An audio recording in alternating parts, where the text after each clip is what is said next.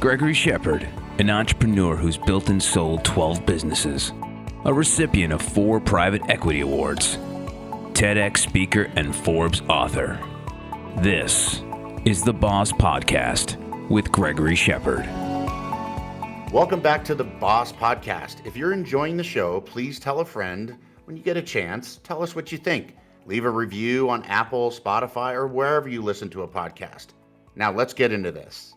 Every entrepreneur can't do it all, but you need a particular set of skills to succeed. Joining me this week is a business coach that helps executives and sales teams prosper by developing new skills for their success. He's the author of Same Game, New Rules and the host of the Bill Caskey Podcast. His name is Bill Caskey. Bill, thanks for joining me today. Well, Greg, ever since your people asked me to do this here a month or so ago, I've been listening to your podcast, and I really, really like it. You're very good at what you do. So this is also I'm grateful to just be here. I think it's going to be fun. Oh, that's generous. Thank you. That's very generous. Bill, I've always been fascinated by business coaching. I'm really interested in how you became a coach to start out with. Yeah, I got out of college a long time ago. And the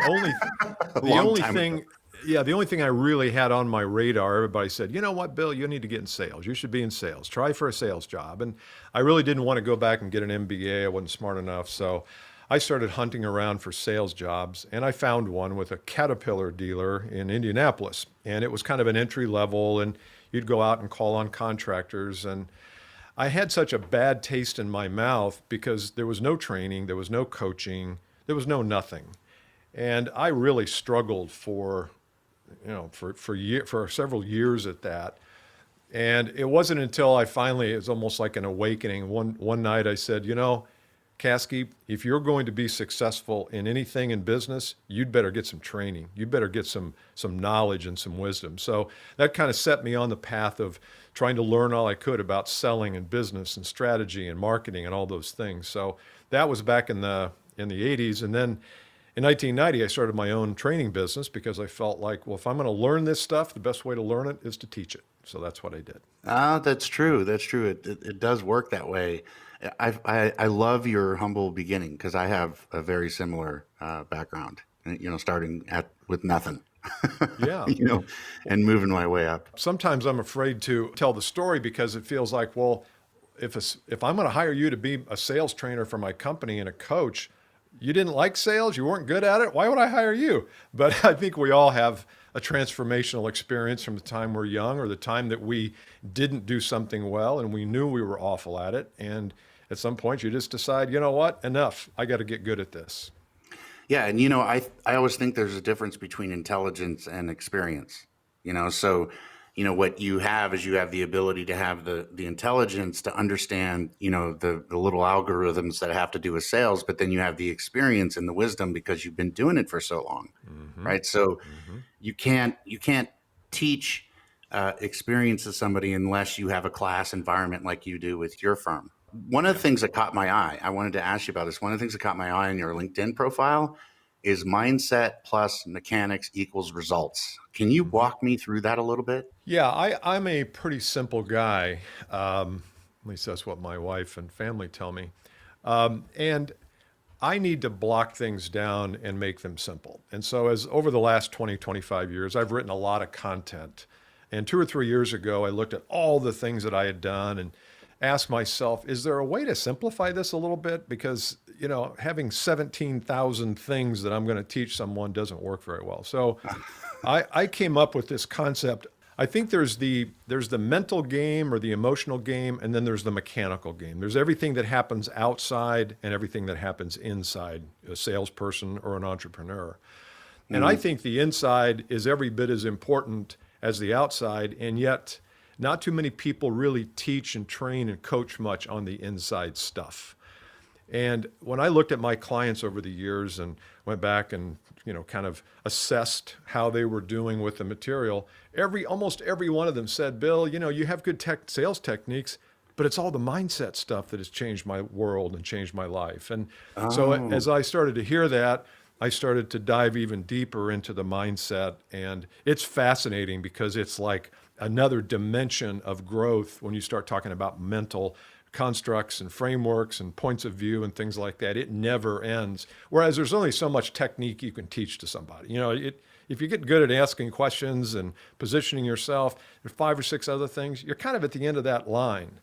But mindset, it just never ends. And there's never a lid on how high you can go if you keep working on it. So mechanics is like tactical stuff, right? And so, and maybe strategy also, right? And then, but mindset is like how you feel about what you're pitching and what your internal sort of mindset is on the customer and how you're approaching the process. And you see these things as being different things. Yeah, here's an example. If I have a coaching call, let's say I have one coming up, and the person in my coaching program says, "Okay, Bill, I've got this situation. I'm going out to see this prospect. It's our last meeting. We've had 5 meetings, and this is kind of the come to Jesus meeting, and I really need this business. So I need some help in how to position blah blah blah." Well, once he says, "I really need this business," I stop listening. Because once you have identified that you are more okay with a piece of business than you are without the piece of business, you're in trouble. You're operating from a one down position. So that's an example of. So in your mindset, so you're saying like you've now basically reduced your internal leverage, the way you feel about your own. Oh, that's correct. Okay. That's correct. Okay. That's just an example, maybe not a great one, but an example of how our thinking gets in the way. So now when I suggest something to that person to go do in this last meeting, only certain suggestions are going to be open to him because he's in a desperate situation. So I might say, "Here's what I think you need to say," and he'll say, "Okay," and then he'll get in the meeting. He won't do it unless I address this neediness, scarcity mentality of lack. Until I address that, my coaching is not going to land. You know what, it also reminds me of like when you're doing a transaction and when I'm selling a business and I'm in a deal, like I invest in a company and it gets down to the end of the road and I'm doing the negotiation. I always have this mindset of like, I'll walk from this deal anytime. And so that's what you mean by the mindset. That's really interesting. I think it's really effective, not just for selling a deal, but even selling a company or raising capital or even just raising capital for you. Or dating. I mean, because there's always another deal. Greg, if you don't get a deal, I suspect you have them lined up 3 or 4 deep. So there's always another deal. Now, if it's my only prospect and I've got nothing else in the funnel, well, guess what? I'm bound to be desperate. There's no way I can walk in with confidence there because I need this deal too much. So that's where the mechanics come in, because it's not just a mindset game. You have to have the mechanics. You got to generate the leads. You have to understand how to pitch and position your product. So it's both, but I have found that mindset and mechanics is an easy way to frame everything so that people who are simple like me can say, "Okay, I get this."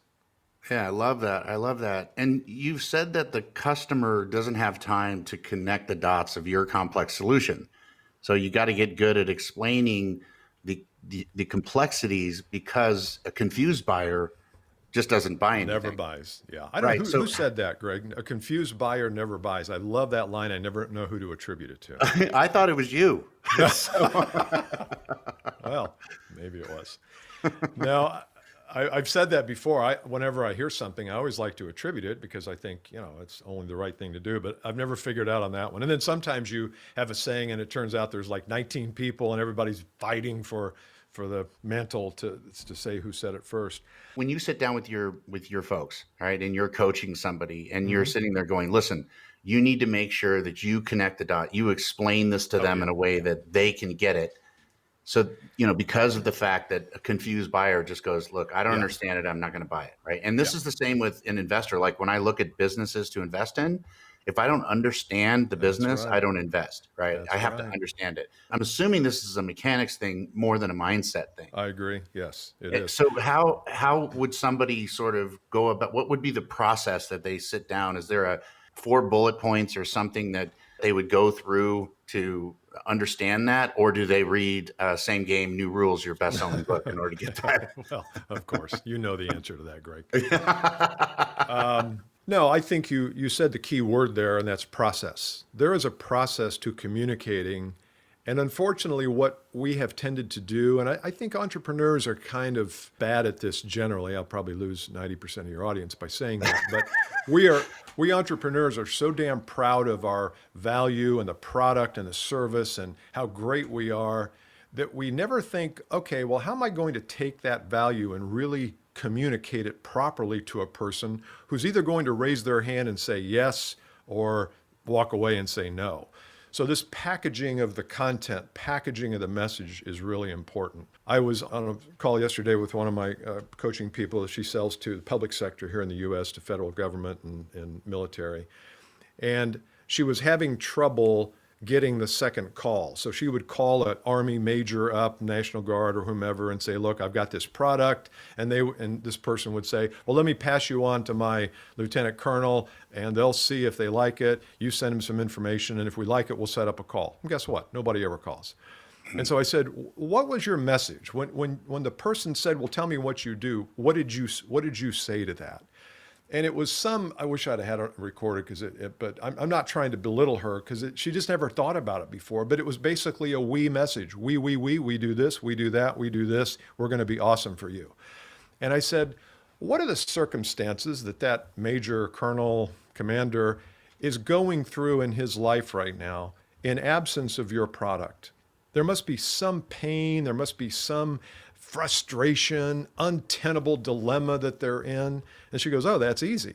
She goes, these people have a problem with three things. Number one, security. They're never sure whether their stuff is secure or not. Number two, migration, blah, blah, blah. Number three, I don't understand what she was saying. But the point is that those three things were emotional circumstances that would speak directly to this person. Mm-hmm.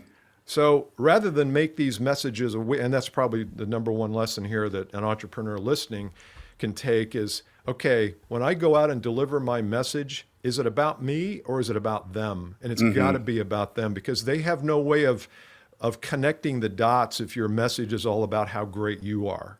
They just have no way of doing it. They're not going to spend the time to do it. Mm-hmm. Yeah, I mean, I think about that sometimes too, because when I get pitched probably, I don't know, 100 times a month a business, and wow. It's very rare that the entrepreneur on the other side tries to understand my perspective as an investor, right? So you have upside and downside, and they don't do that, right? They go, this is our business. This is what we do. It's exactly what you said.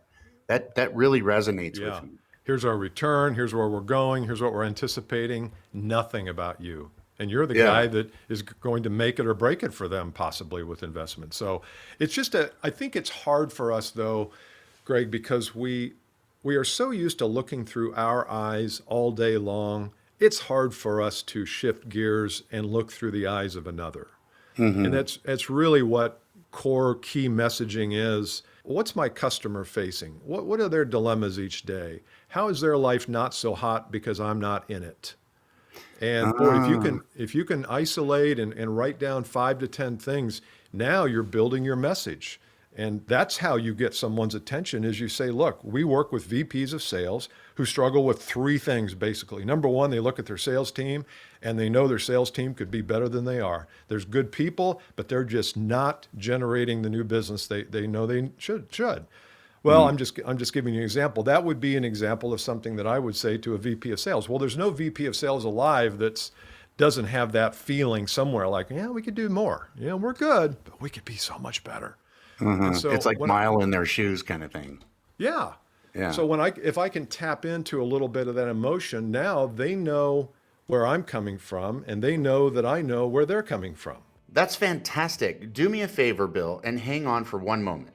Coming up in the second part of my chat with Bill Caskey, the author of Same Game, New Rules. Bill talks about the importance of shifting your mindset when it comes to making a pitch. I think if you get your mind right, and by that I mean you think abundantly, you don't think scarcity. You think about bringing value to a prospect or to a customer versus what can I get out of the deal. Learn more about the Boss Business Operating Support System at bossstartupscience.com, or you can reach Gregory Shepard at gregoryshepard.com. This has been a production of Forbes Books.